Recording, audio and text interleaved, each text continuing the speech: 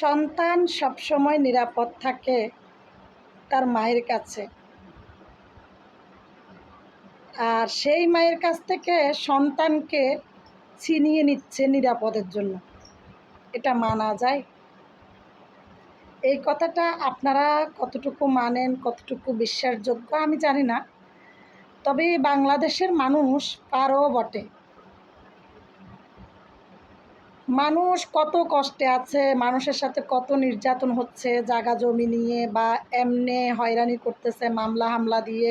কোনো দোষ নাই, নির্দোষ মানুষকে বিভিন্ন ধরনের মামলা দিয়ে হ্যারাসমেন্ট করা হচ্ছে, মানুষ খুন করা হচ্ছে, ছোট বাচ্চাকে ধর্ষণ করা হচ্ছে। যেখানে এগুলোর কোনো বিচার নাই, সেখানে নাকি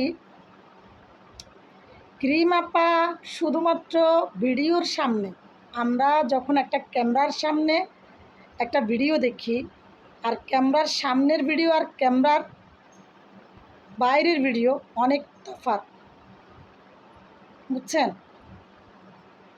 কার সন্তানকে কোন মা মারে না, নির্যাতন করে না?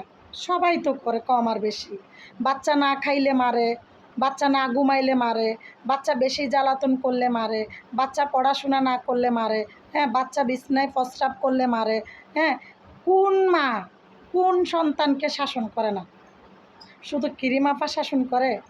ওই ক্রিম আপা তো যে কোনো ভিডিও অনলাইনে নিয়ে আসে, তবুও ক্রিম আপা কিন্তু নির্যাতন করে না, ক্রিম আপা শাসন করে না। ক্রিম আপা এটা নিজে ভাইরাল হওয়ার জন্য, ভিউ কামানোর জন্য এই ভিডিওগুলো করছে। ক্রিম আপা সন্তানদেরকে প্রচুর ভালোবাসে, কারণ আমরা ক্রিম আপার ভিডিওগুলো দেখি, ভাইরাল ক্রিম আপার ভিডিওগুলো আমরা সবসময় দেখি। সে সন্তানদেরকে কী পরিমাণ ভালোবাসে। আজকে তার সন্তানদেরকে নির্যাতন করছে দেখে তাকে আজকে অ্যারেস্ট করা হয়েছে।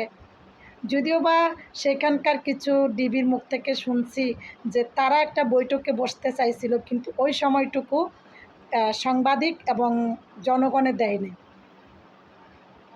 ওরা চাইছিল যে একটু বৈঠক বসে ক্রিম আপাকে বুঝাবে, কিন্তু ওই সময়টুকু তাদেরকে দেয় নাই।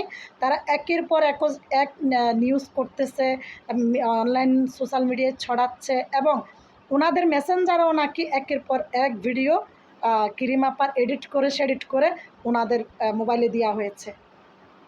কারণ ক্রিম আপাকে অতি দ্রুত অ্যারেস্ট করতে হবে। ভাই, আপনারা পারেনও বটে,